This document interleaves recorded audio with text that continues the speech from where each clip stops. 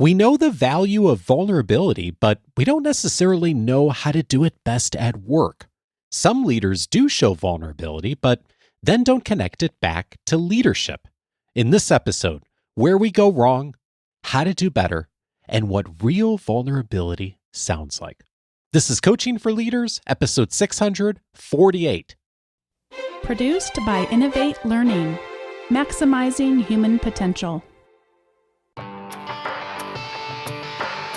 Greetings to you from Orange County, California. This is Coaching for Leaders, and I'm your host, Dave Stachowiak. Leaders aren't born, they're made. And this weekly show helps you discover leadership wisdom through insightful conversations. One of the words that leaders hear often in their own leadership development and intention is vulnerability. Most of us know the importance of vulnerability and utilizing vulnerability to help our organizations to grow and to inspire the folks that we support. And yet, it's also a challenge to know how to do it well and to bring vulnerability in a genuine way, but also in a way that actually helps us lead. Today, I'm so glad to welcome an expert that's going to help us to take that next step. Jacob Morgan is a trained futurist and one of the world's leading authorities on leadership, the future of work, and employee experience. He speaks in front of tens of thousands of people each year, and his content is seen over 1 million times annually. He's the best-selling author of 5 books, including The Future Leader, The Employee Experience Advantage, The Future of Work, and The Collaborative Organization. He speaks at over 50 conferences a year, including TED Academy, which is one of the largest TED events in the world. Jacob provides advisory and thought leadership services to organizations all over the world. He has created tons of educational videos and articles found at greatleadership.substack.com and is host of the Great Leadership with Jacob Morgan podcast. He's also the author of the new book, Leading with Vulnerability: How to Unlock Your Greatest Superpower to Transform Yourself, Your Team, and Your Organization. Jacob, what a pleasure to have you on. Thank you so much for having me. I'm a fan of your show and all the work that you've been doing. And people should also know that we're not that far away from each other. So you're in Orange County. I'm probably an hour and a half away from you. Yeah, just up the road. I'm so glad we got connected recently. And I have seen your work for years. I'd been on your website a few times prior to us connecting. And so thank you, first of all, for all the work you've done.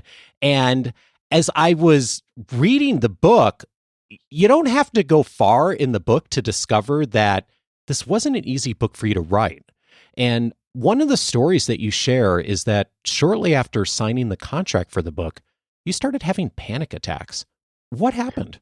Yeah, that was not a very pleasant experience. So those of you who are listening, I don't know if you've ever had a panic attack or, heaven forbid, a heart attack, but if you've ever had either one of those things happen to you, you know it's the most terrifying thing that can possibly happen. Obviously, a heart attack is far more severe, but when you have a panic attack, you don't actually know what it is. It feels just like a heart attack.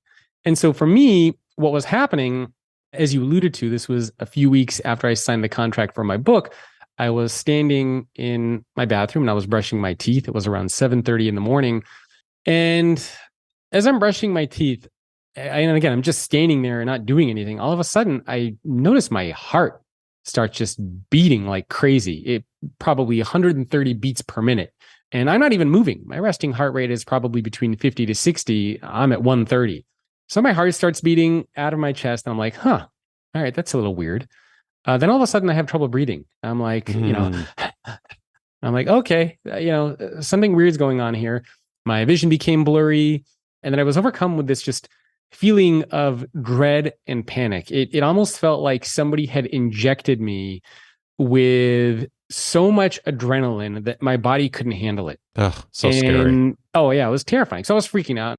And eventually I got an appointment to go see a doctor. They did an EKG and they're like, you know what? Your heart's totally fine. There's nothing wrong with you. But then the doctor says, you might want to go see a different kind of doctor. So I'm sitting talking to a therapist. And after a couple of sessions, it became very clear that what happened is the very fact that I had committed to writing a book about vulnerability, which is not something that I have practiced, not something that I've been good at, not something that comes naturally to me or my family, caused me to have these panic attacks. Now, to give people some context, my parents came from the Republic of Georgia. We're talking about former USSR communist regime. They were persecuted for being Jews there. In that kind of an environment, you have to imagine you're not going to get very far where you're going to be talking about emotions and feelings and challenges and struggles and what's going on with you. Right. My mom always did her best to model the emotional openness and vulnerability, but my dad, you have to imagine as a young boy, that's who I grew up emulating. His message was always, nobody cares about your problems. Don't talk about your feelings. Don't share things with anybody. You got to be a strong, tough man. Like, that's how I grew up, and that's how I lived my entire adult life. And then all of a sudden, all of that kind of turns around for me when I had this panic attack. So yeah, it was a very pivotal moment for me. And my body and my mind are just like, wow, you just committed to spending years writing about something that you never do and don't believe in. Like, we're going to show you. And then panic attack happened. It's so ironic, isn't it? And here you are, let's having a conversation about a book you've written about vulnerability. Given everything you just said, what caused you to actually decide to do this book? Given your background, given the discomfort with exploring this topic, why? It's a good question. And it's something that I've debated even doing. So the idea originally came about. So when I wrote my last book, The Future Leader, which came out in 2020, I interviewed 140 CEOs for that book. And even during the writing process for that book, I would hear a lot of CEOs that I was interviewing, they would bring up vulnerability and they would talk about it, but they would bring it up in the context of understanding its value, but also not understanding how to live it, how to implement it, how to make it real inside of their organizations, specifically because they are in leadership positions. So while everybody knows what it feels like to be vulnerable, very few people know what it means to lead with vulnerability. And so what these CEOs would keep asking me is they would say, hey, Jacob, we get the concept of what it means to be vulnerable. We believe in it. We practice this in our personal lives. But inside of our organizations, there's a very different dynamic. And so if I'm showing up to work, my employees want me to be competent and they want me to be confident. They want to know that I'm steering the ship in the right direction and that they can trust me and believe in me as their captain to guide them to safety. But at the same time, my employees want me to talk about my challenges and my struggles and my failures and my doubts and my insecurities. How do I reconcile with these two seemingly opposing viewpoints? On the one hand, I'm supposed to be strong and competent and this great leader. And on the other hand, I'm supposed to talk about my weaknesses and challenges and struggles. And so what I understood through that process is that a lot of leaders really struggle with vulnerability, with how to make it real. And that realization for me, as I was going through my own kind of panic attack process, led me to come up with this idea. Well, if I remember that so many leaders are struggling with vulnerability, if I'm struggling with it, so many people are struggling with it, why not dive deep into this topic specifically for current or aspiring leaders who are in a very different dynamic, which we can dive into more, and talk about how should they specifically be approaching vulnerability in the right way so that they can create trust, unlock the potential of others, lead through change. And let's not forget, part of their responsibility is to drive business performance. So how do you tap into vulnerability to do those things without sacrificing your responsibilities, without sacrificing the expectations that everybody puts on you to be a strong and a competent leader? You write, I believe that the single most important and impactful thing that you can do for yourself and everyone around you is to lead with vulnerability. And speaking to the results you just mentioned, you go on to say, organizations regularly displaying vulnerability are 4.5 times more likely to be prepared to foster an inclusive culture than those who don't. They're more than 2 times more likely to be prepared to operate in a highly ambiguous business environment, and almost 2.5 times more likely to be prepared to manage a remote workforce. The case is there. We know the numbers. We know the research.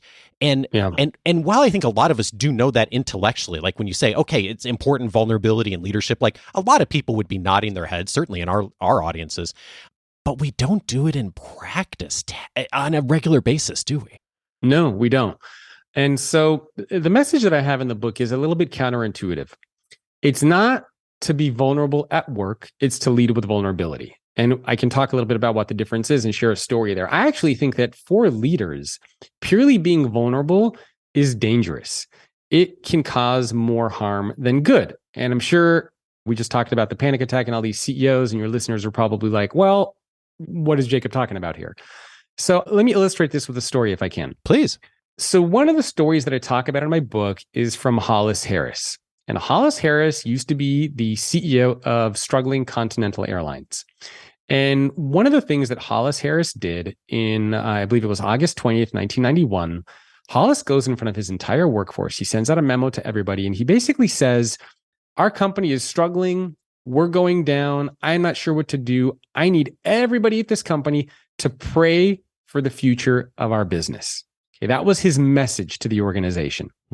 Now, this story was actually told to me by Doug Parker, the chairman and CEO of American Airlines, who I believe recently retired. And he made a very interesting point to me. And he said, what Hollis did was vulnerable, but there was no leadership.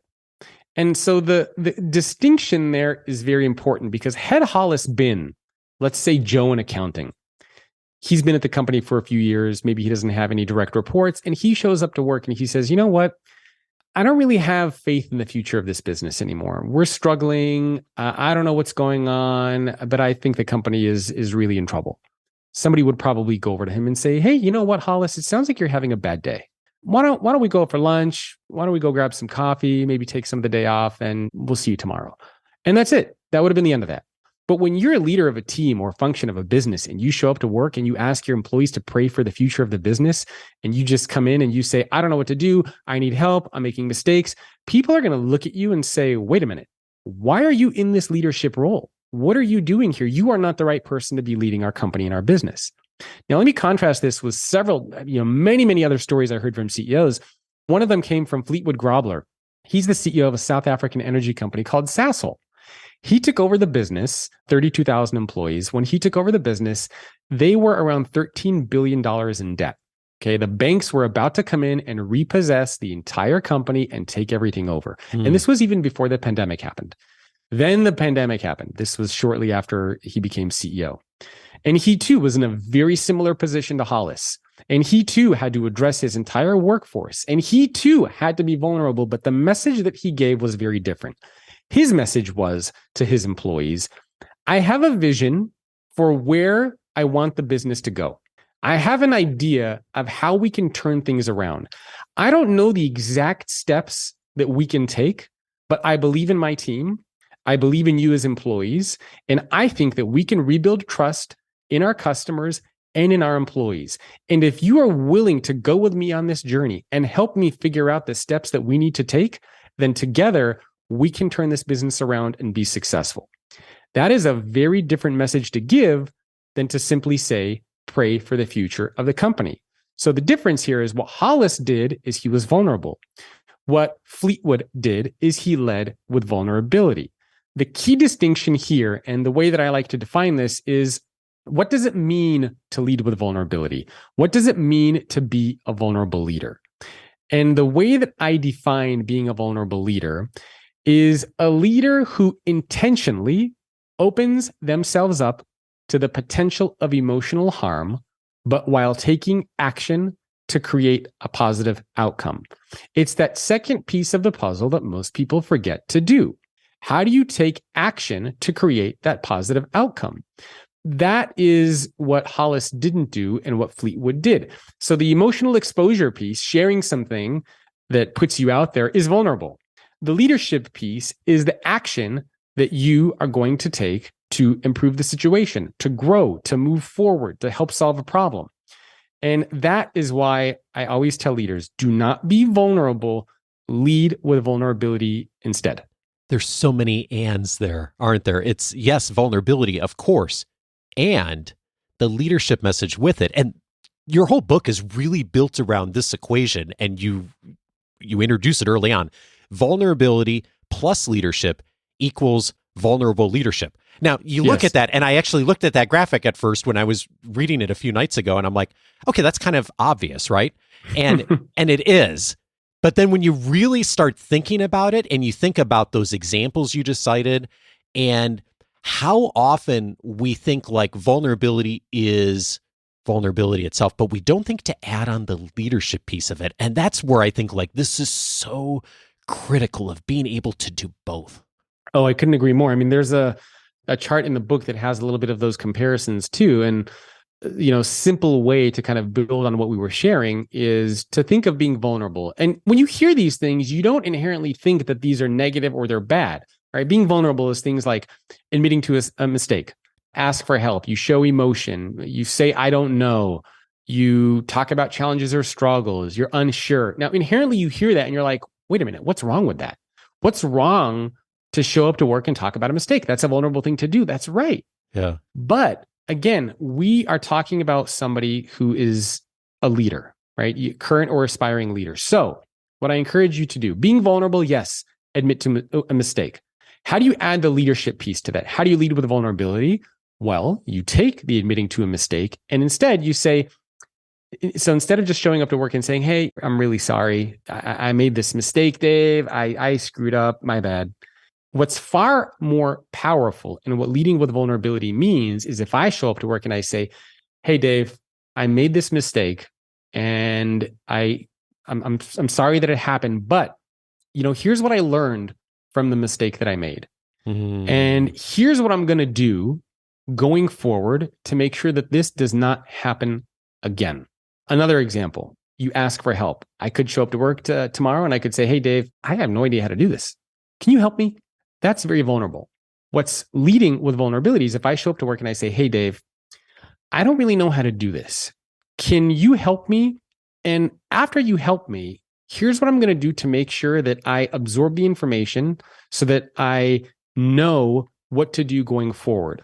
I actually signed up for this class. I'm actually going to talk to so-and-so. I've enrolled in these various things and invested my time and resources to make sure that going forward, after you help me, I'm going to be able to figure this out on my own. And I think that's the big mistake that a lot of people make inside of organizations. They oftentimes use vulnerability as a crutch to justify poor performance or lack of competence. Leading with vulnerability basically means that you focus on two things: competence and connection. Vulnerability is the connection piece. Leadership is the competence piece. You still have to be good at your job. You cannot substitute that. And that, I think, is, like you said, you look at that and you think, well, yeah, duh. But it's something that we forget, we don't talk about. And that's the big thing that I want to hammer in on people: leadership plus vulnerability. This chart at the end of chapter 2, I mean, it's worth getting the book just for that, because there's so many places here that like we have really well-intended motivations to bring vulnerability in. I'm thinking about one of the examples you just mentioned of admitting to making a mistake. 100 years ago, almost, Dale Carnegie wrote in How to Win Friends and Influence People, one of the best ways to lead is talk about your mistakes before criticizing the other person. Great advice, right? Great way to be vulnerable. But if you don't follow it up with then what is it that I have learned from that, then you miss the leadership component of it too. And then it ends up, like you said, it's like it ends up landing flat. By the way, I love there's a story in the book about a really kind of hard-nosed, tough leader who like is always different. You know where I'm going, don't you? Yes. You tell the story. So if it's the story that I'm thinking of, one of the CEOs that I interviewed, he shared this story, and this was early on in his career. He worked for a CEO, and this was like, people need to have context, right? So in the 80s, the 90s, I think even back to the 70s, there used to be magazines that Fortune was publishing, which would highlight America's toughest bosses. And it would be a badge of honor to be America's toughest boss. Yeah. It would be a badge of honor to say that you are working for one of America's toughest bosses. Like, yeah, I work for Jack Welch. Yeah, he's a tough SOB. Like, it was a badge of honor to say that. And so this CEO that I interviewed, and at the time, he was a mid-level leader, he said that he worked for this really hard-nosed, tough CEO, the type of CEO that would just punch you right in the teeth.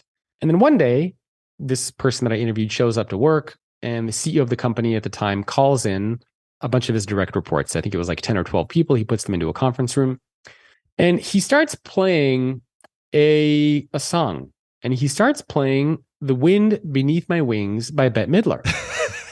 And he starts telling everybody in the room that they are the wind beneath his wings and how much he appreciates them and that they're so great. And then this person that I was interviewing at the time, he's like, we all looked at each other and thought that this CEO was having a stroke. Like yesterday, he's cursing us out. He's screaming at us. And today he's showing up and playing Bette Midler's The Wind Beneath My Wings. So there's something to be said for, and they just did not view it as being authentic. They were like, you know what? We prefer the other guy who's going to show up to work and act like he's going to knock us out then, because we don't know what to do with this Bette Midler stuff. Like, we are you okay? Are you having a breakdown? Like, we don't know what to do with this information here. So it's not just about showing up to work. You're not going to flip a switch and be like, hey, you know what? Tomorrow I'm going to show up to work and talk about all my deep, dark problems and secrets and stuff like that. That doesn't work either. So people need to realize that it's not about turning your organization into a therapy session, right? And some people might say that's tough love, but we need to understand that work is a very different dynamic. Work is progress, growth, development, customers, business. Like it's a different dynamic when we show up to work. Yeah. And you don't want vulnerability from a leadership lens to end up turning into a therapy session for you. And I say that in both you and I are huge believers in therapy. We've both used therapists. We believe in it. It is absolutely such a wonderful thing to do for all of us. And it's not the appropriate thing to be doing with employees to utilizing that as a therapy session for yourself. And one of the distinctions you really make is that, yes, you want to talk about personal challenges and struggles and be vulnerable. But the key addition here I'm saying is it's for the purpose of connecting, creating trust and relatability. So you're saying that out loud of what's the reason I'm saying this? This is the forward movement from a leadership lens. Yes. Yeah. And so there's another framework in the book, and I won't go through the whole framework, but it's something I call the vulnerability wheel. And people can kind of visualize it almost like a ripple where you have the central kind of circle, and then you have concentric circles that ripple out from that. And there's 5 elements of it. At the very center of that element, and this again came from the 100 CEOs that I interviewed, is intention. It is intention. It is understanding why is it that you are sharing or doing whatever it is that you're doing, regardless of what it is, right? Whether you're talking about a divorce, whether you're talking about an illness, whether you're talking about whatever it is, understand the intention of why you're doing it. So I talked to several CEOs who shared very personal things with their employees. One CEO told me about a divorce that he was going through. This is the CEO of a Canadian paper mill and a company called Domtar. And he was going through a very tough divorce and stuff like that. And he shared this with his employees. And I would ask him, why would you share this with your employees?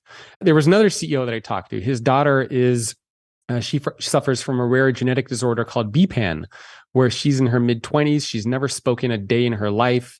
She's not able to be self-sufficient. She can't do anything on her own. And he shared this story about his daughter with his employees. And to him, I asked the same thing. Why would you do that? This is a personal thing. Why are you sharing this with your employees? And regardless of what these stories with CEOs were, they always told me that they had a reason behind it. So even in those examples, all right, why are you sharing something about your family member? Because I did it with the intention of letting my people know that I'm a human being, that I have my own personal challenges and struggles, that I care about certain aspects of health, that I'm a family man. In other words, these CEOs and leaders thought through why they're sharing these things. They don't just show up to work and say, oh my God, I have all these personal challenges and things that I'm going through, and I'm going through a divorce and this and that. They don't just show up to work to spill it out. They think about it and they say, you know what? My team, I noticed that we're having some issues with trust. I noticed that my people view me purely as a CEO and they don't see the human side of me. I want my employees to know that I'm a human being, that I struggle, that I cry, that I go through tough times just like they do because they share those things with me. And so because of that, I want to let them know about some of my challenges and struggles because I want to create trust. I want them to be more engaged at work. I want them to come to me when they have problems in case I might be able to help them. So regardless of what it is that you're sharing, the center of that ripple always has to be the intention. If you show up to work and you share something and I say, hey, Dave, why did you share that? And you say, I don't know. I just kind of, I just wanted to vent. That's not a good reason, right? Again, have that intention at the beginning. And it doesn't need to be, right? I'm not saying that the intention needs to be, we're going to make more money and we got to service customers better. As long as you know what the intention is, that's all that matters. It can be anything. I want to create trust. I want to let people know that I'm human. Just know what it is that is driving you to do or say the things that, that you're doing.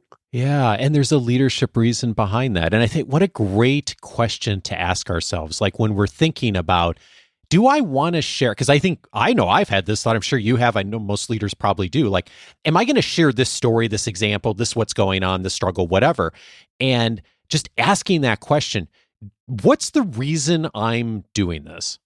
And to your invitation, like, what's the leadership component of that, right? Yes, I'm going to be vulnerable. Is there a leadership component here too? Just by asking that question, I think that illuminates a path for us of like, okay, yeah, this makes sense to share. I know why I'm doing this. There's a leadership component about it. Or maybe this is something that I don't talk about, or, I talk about in my personal life because there's not as much relevance to something that there's a reason professionally behind. Yeah, absolutely. It's crucial. And, kind of building on that point, getting back to this idea of why vulnerability is so important. And there's so much more that we could talk about, right? Because there are people who work for leaders who are not vulnerable, yet they're still successful. And we didn't dive into that. And should you be vulnerable if you work for somebody who's not, yet they still appear to be successful?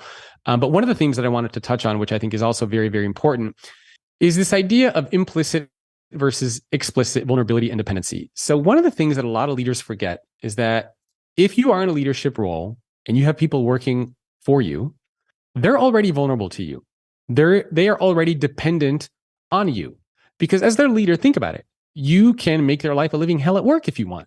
You can demote them. You can make them work crazy hours. You have power and authority over people who work for you. And this is known, right? Any employee is always dependent and vulnerable to a leader. But there's also an implicit vulnerability that flows the opposite way. In other words, you as a leader, Dave, are also vulnerable and dependent to me, because if I don't do a good job and I'm reporting to you and the team doesn't do a good job and the business doesn't do a good job, guess what? That reflects poorly on you. And so you are also dependent on me. You are also vulnerable to me. The difference in these two scenarios is that it's very explicit that employees are dependent on their leaders, but it's implicit that leaders are dependent on their employees. In other words, we don't talk about that second one. Leaders don't go to their employees and they say, you know what? I cannot do this without you. I'm depending on you. We don't talk about that. We don't address that. And I've interviewed a couple of researchers and psychologists. One of them is Sim Sitkin. He's one of the world's leading experts on trust. And he told me that what happens is as leaders grow and they ascend kind of the corporate hierarchy, what starts to happen is the more power and authority they get, the more they assume that everybody needs to trust them and be vulnerable to them. And the less the leader believes that they, in turn, need to be vulnerable and trust the people who work for them. Because again, I'm in a leadership position, so I assume you got to be vulnerable to me, you got to trust me. But because I'm the leader, I don't have to do that for you. You're below me. What do I need to trust you for? Why do I have to be vulnerable with you? So by leading with vulnerability, what starts to happen is you level the playing field. So you kind of think of this as like a little bit of a seesaw. The employees are at the bottom, the leader sits at the top. When you lead with vulnerability, you level that seesaw out. So now I'm on the same page. You're my leader. We're equal. What happens when we're equal? Well, now I can come to you and I could say, hey, Dave, I have a really interesting idea I wanted to share with you. Or, hey, Dave, I'm really struggling with this. I could use some of your guidance and your feedback. Now, all of a sudden, you've created an environment where we have trust, where we have more engagement and open dialogue and collaboration. When you level the playing field, all of these things start to open up. Yeah, it's so true. And as I think about that analogy of the seesaw, like always been important, but especially now, given the complexity of what's happening in so many places in the world and organizations and technology, and the ability for leaders to have more empathy about the changing nature of work Yeah. and people working in hybrid environments and remote, like to be able to have that seesaw balance out, anything we can do to get there. I mean, it's just huge for us. And that's why I love this invitation of like, yes, vulnerability, of course, and leadership, right? Like what's the reason behind what I'm communicating?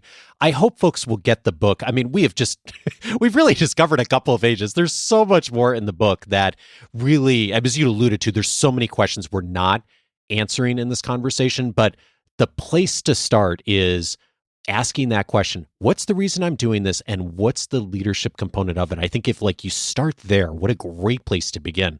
So I hope folks will go get the book. We're going to link up to it in the weekly guide, of course. One last question for you, Jacob. As you have been writing this book over the last couple of years, obviously it was a process. You know, it's such a journey yourself, just thinking about this and your own family history and your health. What's something that in going through this process, you changed your mind on? Oh, that's an easy one. That vulnerability is weakness. Because I legitimately was one of those people, and my wife could attest to this, where I thought vulnerability, and I won't curse on your show, but I thought vulnerability was complete BS. For pretty much my entire adult life, 35, 38 years, I thought, who the hell cares about your problems? Why should you be sharing this stuff? Don't be weak. Be strong. A tough guy. Right? I mean, I have a 3-year-old son and a soon-to-be 7-year-old daughter. And even raising those 2 young kids kind of taught me that the idea that vulnerability is weakness is actually a pretty toxic thing. Like it's pretty bad. It's not helpful. And when you believe that, what starts to happen is you pack everything in. And this is exactly what happened to me with the panic attacks, right? What I've learned is that eventually life will make you vulnerable. Eventually, either you will need help. Maybe you're going to get laid off. Maybe you're going to be in a tough spot. Maybe you're going to get sick. Maybe somebody on your family is going to get sick, which again, I hope none of these things happen to you. But eventually, something tough will happen to you. Eventually, life will make you vulnerable, just as it did me. And when it happened to me, I had no tools. I had no resources. I was not prepared. I freaked out. I didn't handle it well. So if you know that at some point life will make you vulnerable, isn't it in your best interest to teach yourself how to approach vulnerability in the right way so that you can tap into it as a superpower instead of viewing it as some sort of a kryptonite that's going to hurt you or kill you or bring you down? And if you work for an organization or for a leader where you do not feel you can lead with vulnerability, that's not a place for you to be in. So the biggest thing that I changed my mind about is that vulnerability is not a weakness. It's actually your greatest leadership superpower. And those who can tap into it, I think, are able to do anything. If you can lead with vulnerability, you can do anything and lead anybody, any team, any company, and you will be successful. Jacob Morgan is the author of Leading with Vulnerability: How to Unlock Your Greatest Superpower to Transform Yourself, Your Team, and Your Organization. Jacob, thank you so much for your wisdom. I so appreciate it. Oh, my pleasure. This was a fantastic conversation. I'll be honest, this was probably my favorite conversation that I've had to date about the book. And is it okay if I give people my email in case they have questions about this? Yeah, sure. So I only do this because I've noticed that a lot of people get very uncomfortable talking about this. And so I started giving people my email so they can send me personalized questions. So I encourage anybody to reach out to me if they have questions, things that they're trying to figure out. And hopefully I can give you some guidance. I'm jacob@thefutureorganization.com. I get lots of emails about this. And then we're doing some cool stuff with the book, as you mentioned, so people can, of course, go to leadwithvulnerability.com too. Great. And we'll get that all linked up in the episode notes as well.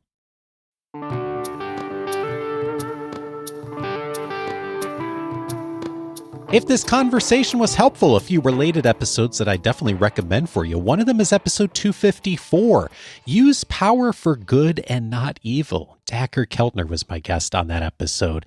He heads up the Greater Good Center at Berkeley.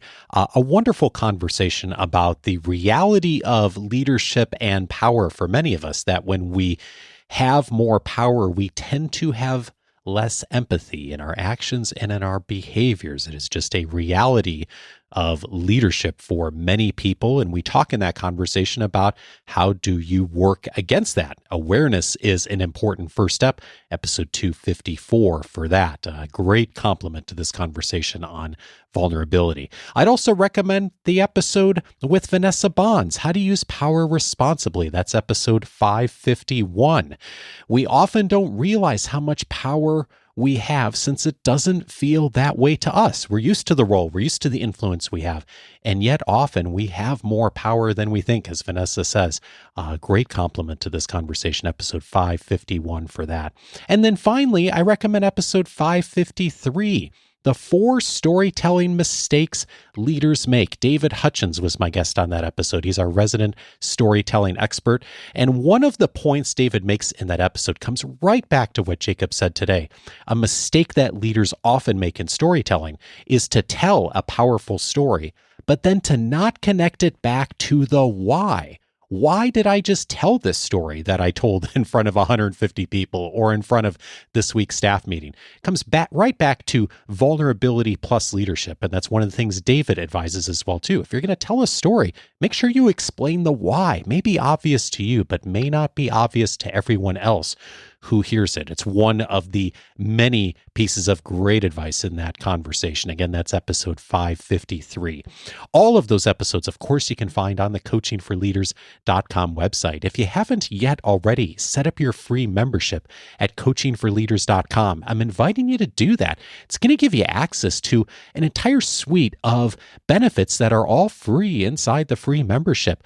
The free audio courses, all of my book notes, the ability to search for all of the past episodes by topic, and the weekly leadership guide. Each week I put together a detailed guide that goes to you on email, usually toward the end of the week. It has all of the information about the guest this week, always links to the episode with all of the detailed notes, links to their book if they're an author, and then also links to all of the related episodes. Each week I mention here at the end of the episode, related episodes, as I just mentioned, all of those are linked up in the weekly guides. You can easily track them down. Plus, I'm finding articles, other books. I'm always including a quote from a past guest from one of their books, usually a couple paragraphs each week to remind you something you've heard previously on the podcast. That's all in the weekly guide, one message a week. And it's just one of the many benefits inside a free membership. So if you're not receiving that already, go over to coachingforleaders.com, set up your free membership, and begin receiving all those benefits. And if you have been receiving that a bit and you've been enjoying the free membership, you may want to learn about Coaching for Leaders Plus. There's many additional benefits inside of Coaching for Leaders Plus. And one of them is access to the recording we do each month of our monthly expert chats. This past month, we had Jeremy Utley with us on our expert chat. He was on the podcast here a few months ago talking about how to do a better job brainstorming. You may recall that episode. Many of you said that that was such a helpful conversation, so I invited Jeremy back. He sat down live with our members a few weeks ago and talked about the process of doing a better job with brainstorming. But rather than me asking the questions, our members ask the questions directly. We record those every single month, and we make them available to everyone inside of Coaching for Leaders Plus. It's one of the key benefits inside of Coaching for Leaders Plus. So if you'd like to find out more, just go over to coachingforleaders.plus. Coaching for Leaders is edited by Andrew Kroger. Production support is provided by Sierra Priest. I will be back with you next Monday for our next regular episode. Have a great week and see you back then.